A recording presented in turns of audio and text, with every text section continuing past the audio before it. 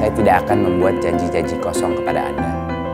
Perubahan adalah hal yang sulit dan penuh dengan ketidaknyamanan. Satu hal yang pasti, saya akan berjuang untuk kemerdekaan belajar di Indonesia. Mengapa konsep Merdeka Belajar ini begitu penting? Karena hanya dengan kemerdekaan kelembagaan unit pendidikan, hanya dengan kemerdekaan kreativitas dan inovasi daripada guru, hanya dengan hal itulah pembelajaran di dalam kelas bisa terjadi secara sungguh.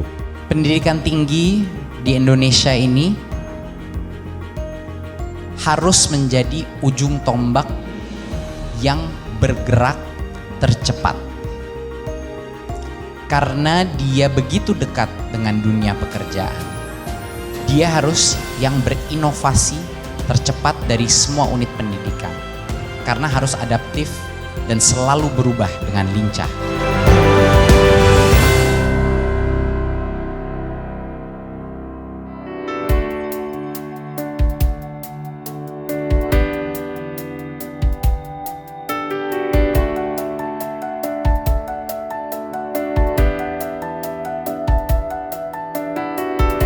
Masa depan itu hanya bisa kita hadapi dengan creativity. Orang yang bisa menghadapi masa depan itu bukan orang yang terkuat, bukan orang yang paling pintar, tapi orang yang bisa beradaptasi terhadap perubahan. Nah, orang yang bisa beradaptasi terhadap perubahan inilah orang-orang yang bisa mencermati volatility yang terjadi akan seperti apa, uncertainty yang terjadi seperti apa, complexity yang terjadi seperti apa, dan itu bisa dipecahkan hanya dengan creativity.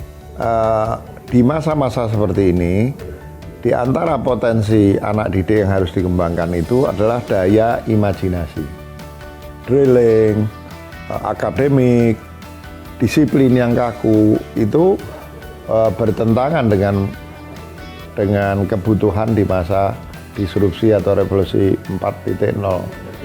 Nah, dengan kita mendorong creativity ini melalui Merdeka Belajar, maka inovasi akan tumbuh. Dengan inovasi tumbuh, maka ekonomi akan tumbuh lebih baik lagi. Saya melihatnya bahwa selama ini memang terlalu banyak regulasi, over-regulated. Jadi Merdeka Belajar ini sebenarnya deregulasi. Jadi tidak mungkin ya seorang mahasiswa itu hanya misalnya mengerti ekonomi. Nanti dia harus mengerti juga sosial, politik, bahkan juga pengetahuan yang awal mengenai teknologi. Nah, sekarang idenya adalah bagaimana kalau proses ini sudah dimulai pada waktu mereka duduk di perguruan tinggi, sehingga nanti begitu dia terjun di lapangan kerja dia sudah terbiasa ya. Nah, ini gebrakan ini berarti membuat proses yang terjadi di pasar tenaga kerja sekarang sudah dimulai pada mereka pada saat mereka masih di bangku kuliah.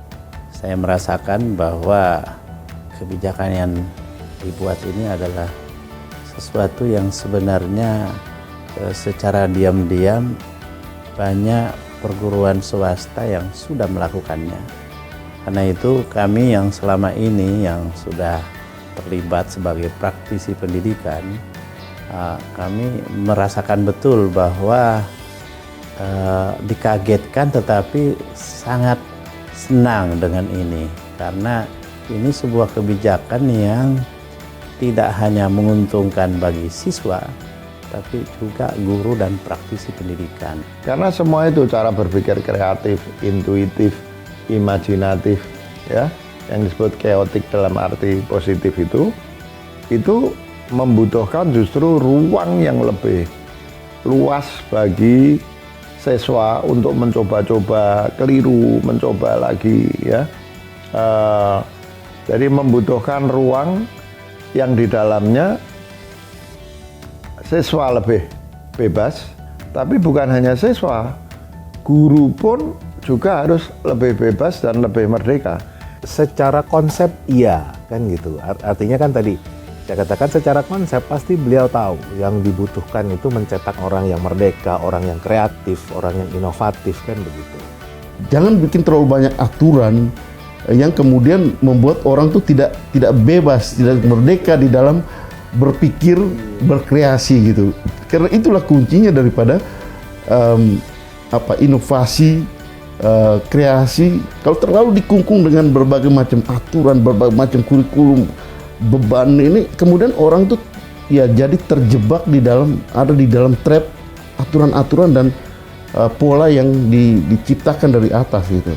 Gurunya tidak merdeka, masih diperangkap oleh kurikulum ketat, silabus berhalam-halaman, RPP yang juga linier, ya, itu nanti akan sulit memberikan ruang yang luas bagi siswa untuk bebas mencoba-coba.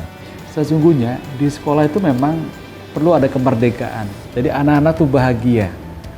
Nah, dengan kurikulum yang sekarang terlalu membebani pada siswa, tidak berorientasi pada minat dan passion anak, semua anak belajar dengan subjek yang sama dipaksakan, otomatis anak seperti tidak merdeka. Mengubah itu kan punya tantangan tersendiri, kan gitu. Nah, itulah yang sekarang Mas Menteri hadapi, dan sepertinya beliau akan butuh banyak bantuan kan begitu untuk tugas tersebut bisa tercapai dengan baik, karena tantangannya luar biasa, resistensinya luar biasa. Terobosan ini yang mau dilakukan oleh Mas Nadiem dalam konsep merdeka belajarnya itu ya patut didukung, tapi juga jangan sampai ya orang salah menangkap ini.